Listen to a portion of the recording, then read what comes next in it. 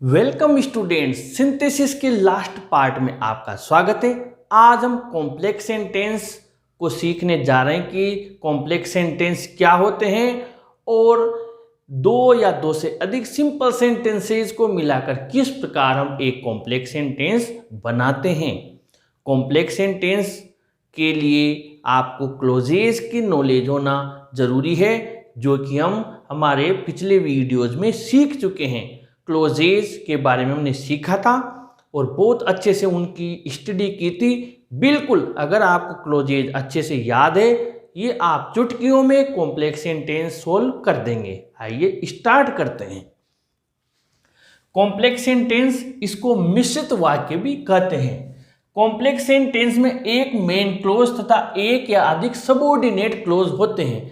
हमने पुराने वीडियोस में देखे हैं पिछले में कि मेन क्लोज या इंडिपेंडेंट क्लोज या प्रिंसिपल क्लोज किसे कहते हैं और सबऑर्डिनेट क्लोज या डिपेंडेंट क्लोज किसे कहते हैं। मैंने यहाँ पर एक आप लोगों की जानकारी के लिए एक वाक्य लिखा हुआ भी है। We went to market when my father came. तो ये जो पहला वाला यहाँ पर आपको नजर आ रहा है, यहाँ पर हमने एक ब्रैकेट लगा रखा है, उसमें लिखा हुआ है प्रिंसिपल क्लोज, मुख्य उपवाक्य, और दूसरे में लिखा हुआ है सबऑर्डिनेट क्लोज। ये क्यों है, मैंने आपसे कहा था, जिसके साथ में आपको पता होगा सबऑर्डिनेटिंग कंजंक्शन ऐड होता है, वो तो होती है हमारी सबऑर्डिनेट क्लोज। जिसके साथ में आश्रित उपवाक्यों को जोड़ने वाला ये एक हम कंजंक्शन यूज में लेते हैं, वो ऐड रहता है, वो तो होता है आश्रित उपवाक्य और ये होता है मुख्य उपवाक्य। दूसरा, ये अपने सेंस के लिए मुख्य उपवाक्य पर भी निर्भर करता है, हमने ये सीखा है। और आगे बढ़ते हैं। दो या अधिक सिंपल सेंटेंसेस को एक कॉम्प्लेक्स सेंटेंस बनाते समय एक को इंडिपेंडेंट क्लोज, यानी एक सिंपल सेंटेंस को तो हमें कम से कम मुख्य उपवाक्य बनाना होगा, यानी भले उसमें दो या अधिक सबऑर्डिनेट क्लोज हो, आश्रित उपवाक्य हो इसकी तरह, यानी ये मेन क्लोज है और ये जो हमारे सबऑर्डिनेट क्लोज यानी ये एक तो होना जरूरी है, भले एक या और अधिक हो, दो से अधिक हो, इससे फर्क नहीं पड़ता, लेकिन उस कॉम्प्लेक्स सेंटेंस में एक मुख्य उपवाक्य होना जरूरी है तथा अन्य को डिपेंडेंट क्लोज बनाना आवश्यक है। तथा दूसरी जो आपके बाद की क्लोजेज है उन्हें आप भले आश्रित उपवाक्य बना दे, लेकिन एक मुख्य उपवाक्य होगा। सबऑर्डिनेट क्लोज तीन प्रकार के होते हैं, हमने क्लोजेज में पढ़ा। नाउन क्लोज, संज्ञा उपवाक्य, एडजेक्टिव क्लोज जिसे हमने रिलेटिव क्लोज के नाम से भी पढ़ा था, विशेषण उपवाक्य और एडवर्ब क्लोज यानी क्रिया विशेषण उपवाक्य। अब सिंपल सेंटेंस सेस को मिलाकर कॉम्प्लेक्स सेंटेंस बनाते हैं, तो उसमें पहला है नाउन क्लोज का प्रयोग करके एक कॉम्प्लेक्स सेंटेंस बनाना। ये नाउन क्लोज है, बहुत इजी, हमने नाउन क्लोज पढ़ी थी, यानी संज्ञा के स्थान पर आने वाला शब्द जो संज्ञा का कार्य करे वो नाउन क्लोज है। आपको अच्छे से ध्यान आ गया होगा, संज्ञा की जगह पर आने वाला शब्द। He said something, I did not hear it. उसने कुछ कहा, मैंने उसे नहीं सुना। अब जो कहा वो नहीं लिखा, बल्कि उसकी जगह क्या वर्ड दे दिया, what। आप समझ गए होंगे, यानी संज्ञा की जगह क्या लगा दिया, what। तो हमने क्या किया, he said something, तो इसमें से something हटा दिया और ये it भी हटा दिया। क्या बनाया, I did not hear, ये वाक्य इधर लिया, I did not hear, मैंने सुना ही नहीं। What he said, उसने जो भी कहा, जो कहा वो नहीं लिखा, उसकी जगह what आ गया, noun close. Where have you put my hat, tell me, मुझे बताओ आपने मेरी हैट कहाँ रखी। सीधा है, स्थान दिया हुआ नहीं है, बल्कि स्थान की जगह पर वेयर दे दिया, जो कि क्या बताता है, स्थान सूचक शब्द है। तो यहां पर हमने इसको उल्टा किया क्योंकि वाक्य सकारात्मक बन जाएगा। टेल मी, मुझे बताओ, where you have put my hat, प्रश्नवाचक को सकारात्मक किया, आपने मेरी टोपी, मेरी हैट कहाँ रखी है, वेयर, स्थान नहीं दिया, स्थान सूचक शब्द दे दिया, इसलिए नाउन क्लोज, यानी संज्ञा की जगह पर संज्ञा सूचक शब्द आ गया। He is not a thief, we all know it, वह एक चोर नहीं, हम सब जानते हैं। हमने नाउन क्लोज में की वाला भी पढ़ा था, जहां की शब्द निकलता है, डेट वाला, तो इसको बनाया वी ऑल नो। अब इसमें क्या हुआ, ये इट हटा दिया क्योंकि डेट आ गया। वी ऑल नो, हम सब जानते हैं that he is not a thief, कि वो एक चोर नहीं है। डेट का मतलब क्या निकला है, कि। तो नाउन क्लोज को आपको बहुत अच्छे से पता होगी, और इसी तरह नाउन क्लोज का यूज करके हम कॉम्प्लेक्स सेंटेंस बना लेते हैं। अब सीखते हैं एडजेक्टिव क्लोज का यूज करके कैसे कॉम्प्लेक्स सेंटेंस बनाते हैं। अब इसमें दूसरा है एडजेक्टिव क्लोज का प्रयोग करके एक कॉम्प्लेक्स सेंटेंस बनाना। यानी हमने पढ़ा था एडजेक्टिव क्लोज, रिलेटिव क्लोज, जब संज्ञा दे दी जाए और संज्ञा को मॉडिफाई करने वाला वर्ड साथ में दे दिया जाए तो वही एडजेक्टिव क्लोज होती है। यहां पर देखते हैं, the man was caught, he stole my wallet. वो आदमी पकड़ा गया जिसने मेरा वॉलेट चुराया था। अब ये ही किसके लिए आया है, इस व्यक्ति के लिए। The man was caught, he stole, उसने, उस व्यक्ति ने जो पकड़ा गया। तो इस ही को हटाकर हम क्या लगा देंगे, हु। और वो हु क्या है, उस संज्ञा को मॉडिफाई कर रहा है, उसी के पास जाएगा। यानी द मैन, ही की जगह हमने क्या लगाया, हु। इस ही की जगह हमने क्या लगाया, हु। और जब हमने इसको सबऑर्डिनेट क्लोज बनाया तो ये पूरी क्लोज उठ के उस संज्ञा के पास चली जाएगी जिसे वो मॉडिफाई कर रही है। वो व्यक्ति जिसने मेरा पर्स चुराया, बाद का जो वाक्य बचा उसके बाद लिख देते। हमने रिलेटिव क्लोज में भी ये चीज पढ़ी थी। और देख लेते हैं, ही वॉज वीपिंग बिटरली, वो बहुत फूट फूट कर रो रहा था। नोबडी न्यू द रीजन, कोई भी इसका कारण नहीं जानता था। अब कारण दे दिया और कारण को मॉडिफाई करने वाला वाई भी दे दिया। एडजेक्टिव क्लोज आसानी से बना देंगे, यानी कारण के पास ही वाई जाएगा, जिसको मॉडिफाई करता है वो वर्ड उसी के पास जाता है। हमने पढ़ा है एडजेक्टिव क्लोज में। तो ये सेंटेंस, ये क्लोज वाई से कनेक्ट हो जाएगी। तो इसको हम ऐसे बनाएंगे, नोबडी न्यू द रीजन, कोई भी वो कारण नहीं जानता। Why he was weeping bitterly, वो क्यों फूट फूट कर रो रहा था। ये तो रहा कारण और ये रहा कारण को मॉडिफाई करने वाला वर्ड। और आगे बढ़ते हैं, I have a dog, it is very faithful. अब मेरे पास एक डॉग है, वो बहुत वफादार है। तो ये इट हटेगा और इसकी जगह क्या आएगा, विच आएगा। इट की जगह पर आप समझ गए होंगे, इट को हटाकर हम विच लगाएंगे। अब ये संज्ञा है और इस संज्ञा को मॉडिफाई करने वाला वर्ड क्या है, विच। तो ये किसके पास आएगा, संज्ञा के पास, यानी आई हैव अ डॉग। अब इसमें संज्ञा यही दे दी लास्ट में, तो यही कनेक्ट हो जाएगा, विच इज वेरी फेथफुल। अब आगे बढ़ते हैं हम एडवर्ब क्लोज का प्रयोग करके एक कॉम्प्लेक्स सेंटेंस बनाना। एडवर्ब क्लोज का क्रिया विशेषण उपवाक्य का प्रयोग करके। इसमें पहला है कंट्रास्ट, यानी अंतर या विरोध वाले जो आपके यहां पर ये सबऑर्डिनेटिंग कंजक्शन दिए हुए हैं, इनका यूज करके। इनमें मुख्यतः चार हैं, दो, ऑल दो। इनका हिंदी अर्थ होता है यद्यपि, और इवन इफ या इवन दो, इनका हिंदी अर्थ होता है भले ही। एक सेंटेंस समझ लेते हैं, बहुत इजी एग्जाम्पल लिया है। He is poor, he is honest, वह गरीब है और वह ईमानदार है। ये क्या है, दो वाक्य हैं एक दूसरे के विरोध में, गरीब है और ईमानदार है। इसको हम दो या ऑल दो, दोनों में से किसी के साथ भी आप बना सकते हो, वाक्य सही रहेगा।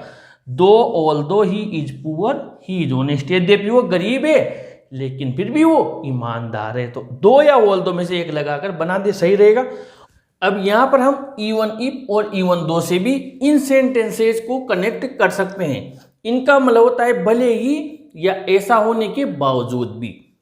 He is honest even if या even though he is poor, वो ईमानदार है भले ही वो गरीब है।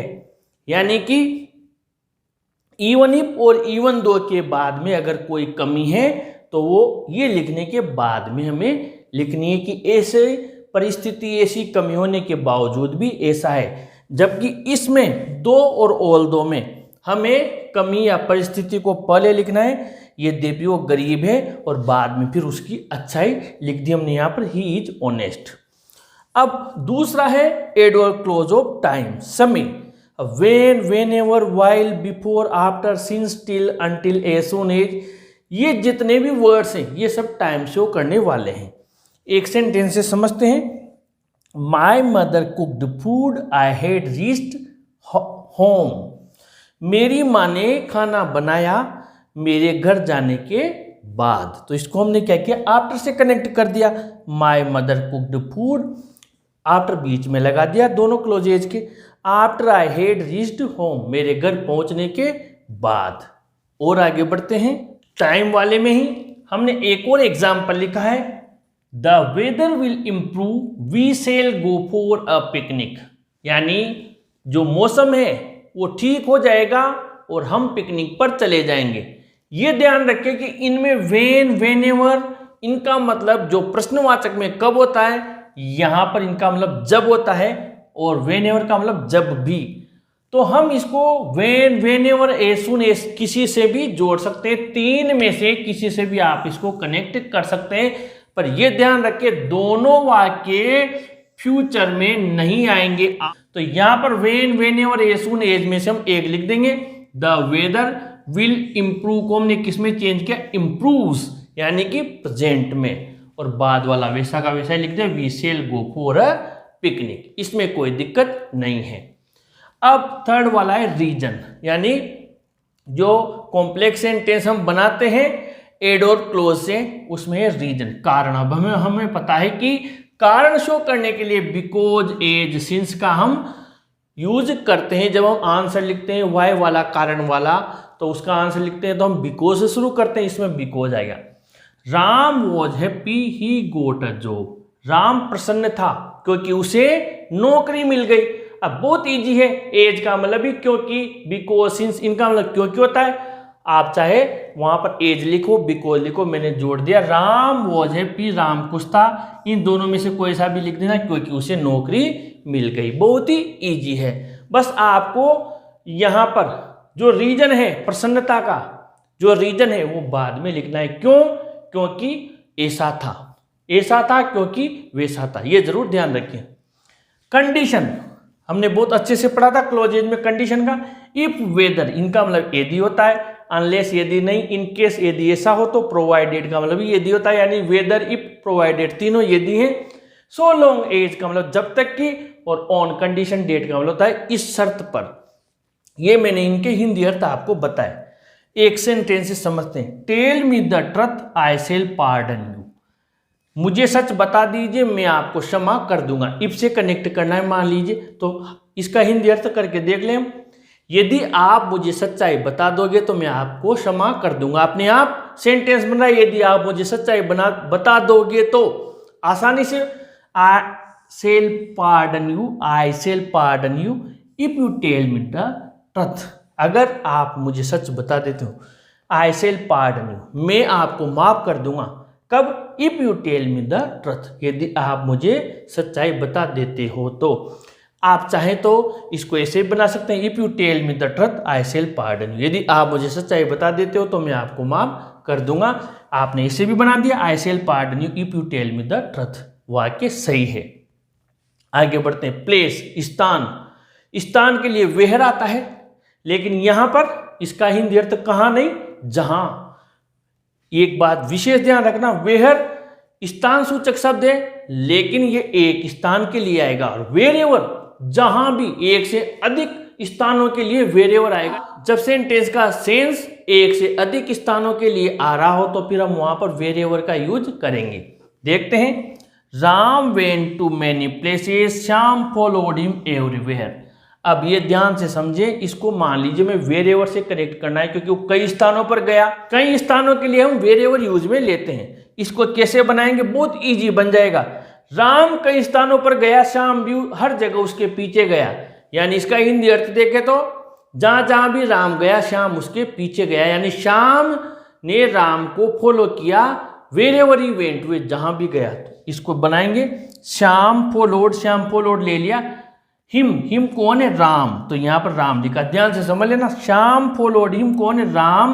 अब एवरीवेयर को हटाया, इसकी जगह क्या लगा है? वेरेवर, वेरेवर, वेरेवर, ये ध्यान देना। वेरेवर कौन गया? राम वेंट है। राम यहां संज्ञा एक बार लिख दी तो बार बार नहीं लिखेंगे, इसलिए यहां हमने क्या लिखा? He went. आप विशेष ध्यान रखना, यहां पर ये राम की जगह हमने ही लिखा क्योंकि यहां पर राम हमने संज्ञा लिख दी है। Shyam followed Ram wherever he went. अब ये टू मेनी प्लेसेज हमने नहीं लिखा, क्योंकि इसकी जगह हमने वेरेवर लगा दिया। विशेष ध्यान रखना, Shyam followed Ram wherever he went, कितना आसानी से सेंटेंस बन गया। There is a will there is a way. अब इसको बनाना है हमें, जहां चाह वहां राह, अपने आप निकला जहां, तो इस वेयर का अर्थ क्या निकल रहा है, जहां। Where there is a will, जहां चाह है, देयर इज अ वे, वहीं राह है। अब पर्पस का मतलब होता है उद्देश्य। उद्देश्य के लिए यहां पर हमारे जो सबऑर्डिनेटिंग कंजक्शन दिए हुए हैं, सो डेट और इन ऑर्डर डेट, इनका दोनों का अर्थ होता है इसलिए ताकि। एक उदाहरण से समझ लेते हैं। पीपल गो टू मार्केट, लोग बाजार जाते हैं। दे कैन बाय गुड्स, सामग्री खरीदने के लिए। मान लीजिए इसको सो डेट से जोड़ना है, इसलिए ताकि, यानी उद्देश्य बताते हैं। People go to market so that, इसलिए ताकि, या इन ऑर्डर डेट, इसलिए ताकि दे कैन बाय गुड्स, ताकि वो सामग्री खरीद सकें। बहुत इजी है, बीच में हमने लगा दिया। रिजल्ट, परिणाम के लिए सो और डेट, और सच और डेट, ये टूट कर आएंगे, यानी सो तो आएगा एक क्लोज में और डेट आएगा दूसरी क्लोज में। दोनों के बीच में, दो क्लोजेज के बीच में अलग अलग आएंगे। जैसे सच डेट भी अलग अलग क्लोज में आएगा, दो क्लोज में से। जैसे he is very poor, he can not buy a car, वो बहुत गरीब है और वो एक कार नहीं खरीद सकता। आपको पता है कि हमने क्लोजेज में भी पढ़ा था, वेरी को हटाकर क्या लगा देते हैं, सो। तो यहाँ हमने लिख दिया ही इज सो पुअर, और इन दोनों के बीच में डेट लगा दिया। ये सो तो यहाँ लगा दिया वेरी को हटाकर, और ये जो दो क्लोज टूट रही है इनके बीच में डेट लगाकर इनको कनेक्ट कर दिया। That he can not buy a car. और आगे बढ़ते हैं, उसी का एक और एग्जाम्पल देखते हैं। She spoke in a low voice, few could hear her, यानी कि वो इतनी नीची आवाज में बोली कि बहुत ही कम लोगों ने उसे सुना, न के बराबर लोगों ने। अब इसे सच डेट से हमें कनेक्ट करना है, तो यहां पर हमने क्या किया, सी स्पोक इन सच अ लो वॉइस, इतना ज्यादा लो आवाज में, लो वॉइस में बोली कि, यहां पर डेट का मतलब है कि few could hear us, few could hear her, बहुत कम लोगों ने उसे सुना। इसलिए सच डेट का भी हम दो क्लोजेज में यूज करते हैं, और डेट वहीं लगाते हैं जहां आपको पता है ये दो क्लोजेज यहां पर टूट रही है, इनको कनेक्ट कर लिया, सच यहां लगाया। जस्ट इस नाउन के पहले, वॉइस क्या है या नाउन है, सी स्पोक इन सच अ लो वॉइस, ये सच लगाया, डेट यहां पर लगाया। अब आता है हमारे 8वां एडवर्ब क्लोज ऑफ कंपैरिजन, यानी तुलना। तुलना के लिए आपके ये वर्ड्स दिए हुए हैं, so as a, so as then, the more the more, the more the less. इनका यूज करके हम तुलना वाले वाक्य बना सकते हैं, यानी तुलना वाले सेंटेंसेस को मिलाकर एक कॉम्प्लेक्स सेंटेंस बना सकते हैं। जैसे Sita is beautiful, Radha is equally beautiful. अब इसको एज एज से बनाना है। एज एज का मतलब होता है दोनों में समानता प्रदर्शित करने वाला। एज एज यानी एज एज कहां पर यूज करते हैं, जब दो व्यक्तियों को हम समान बताते हैं। तो यहां पर राधा भी उसी के बराबर समान है, इक्वली यानी बिल्कुल समान है, उतनी ही सुंदर है। तो Radha is as beautiful as Sita, इस राधा को हमने आगे लिया, एज एज से जोड़ा, तो बाकी ब्यूटीफुल दोनों में कॉमन है इसे, ये इक्वली को हटाकर एज एज का प्रयोग हमने किया। Radha is as beautiful as Sita, ये जो ब्यूटीफुल है, ये जो उनकी विशेषता है, इस विशेषता के बीच में हम एज एज या सो एज लगा देते हैं। सीधी सी बात है, विशेषता के बीच में। और समझ लेते हैं, America is a powerful country, America एक शक्तिशाली देश है। Russia is not so powerful, Russia उतना पावरफुल नहीं है। इसको हमें बनाना है सो एज से। अब सो एज से बनाएंगे, रशिया उतना पावरफुल नहीं है जितना कि, सो एज का मतलब, सो का मतलब है उतना, और एज का मतलब जितना की, उतना जितना की। तो इसको कैसे बनाएंगे, Russia is not so powerful, Russia उतना पावरफुल नहीं है एज जितना कि अमेरिका है। इस प्रकार इसको आसानी से बना देंगे। अब लास्ट बच रहा है हमारे मैनर, यानी तरीका, कार्य करने का तरीका। इसके वर्ड्स दिए हुए हैं, एज, एज इफ, एज दो, इन डेट। एज इफ, एज दो का मतलब होता है एज इफ, एज दो मतलब जैसे कि, इनका मतलब होता है जैसे कि, कार्य करने में जो ढंग बताते हैं, कार्य करने का तरीका बताते हैं, उसमें एज इफ एज दो। देखते हैं, I shall help you, you have helped me. मैं तुम्हारी मदद करूंगा जिस प्रकार तुमने मेरी मदद की। एज का मतलब कार्य करने का तरीका, बिल्कुल एज यानी वैसे ही। अब यहां समझते हैं, आई शेल हेल्प यू, मैं आपकी मदद करूंगा, एज यानी ठीक वैसे ही, यू हैव हेल्प्ड मी, जैसे आपने मेरी मदद की ठीक वैसे ही मैं आपकी मदद करूंगा। एक और उदाहरण से समझ लेते हैं, he walked on, he appeared not to have heard my voice। वो चलता गया, ऐसा लगा जैसे तो उसने मेरी आवाज सुनी ही नहीं हो। मैंने आपसे कहा ना, इनका मतलब होता है जैसे कि, जैसे तो इसका हमने बनाया ही वॉक्ड ऑन, ये तो हमने ले लिया। और एजिप या एज दो में से आप कोई सा भी लिख दें, दोनों का अर्थ सेम होता है। एजिप जैसे कि या जैसे तो, he had not heard my voice, उसने मेरी आवाज सुनी नहीं। ये जो ही अपीयर्ड नोट टू हैव है, इसको हमने किस में चेंज कर दिया, आप ध्यान दें। नोट का तो नोट लिखा, बाकी अपीयर्ड है और टू हैव है, इनकी जगह हमने क्या लिख दिया, head. He had not heard my voice, जैसे कि उसने मेरी आवाज सुनी नहीं हो, यानी कि कार्य करने का ढंग तरीका। एजिप वो चलता गया जैसे कि उसने, जैसे तो उसने मेरी आवाज सुनी नहीं हो। आप फिर भी ये जितने भी हमने पढ़े हैं इनकी प्रैक्टिस करें। हम बीच में एक वीडियो बनाएंगे अब सबका मिक्स, और आपको टेस्ट देंगे, और फिर हम आपके आंसर्स आप चेक करें, हम उनको एक्सप्लेन करेंगे। हालांकि सिंथेसिस पार्ट काफ़ी लॉन्ग है, काफ़ी लार्ज है, लेकिन अगर हम मेहनत करके और समझेंगे पूरे वाक्यों को एक बार, फिर हम सोल्व करने की कोशिश करेंगे, तो ये आसानी से आ भी जाएगा। फिर भी आपको अगर कोई भी परेशानी हो तो आप कमेंट बॉक्स में लिखें, मैं पूरी कोशिश करूँगा उस प्रॉब्लम का समाधान करने की, उसको सॉर्ट आउट करने की। आप इस वीडियो को जरूर लाइक शेयर करें और अपने चैनल को भी सब्सक्राइब करें। आपसे फिर मुलाकात होगी एक नए वीडियो के साथ, आप चैनल के साथ बने रहें। Thank you.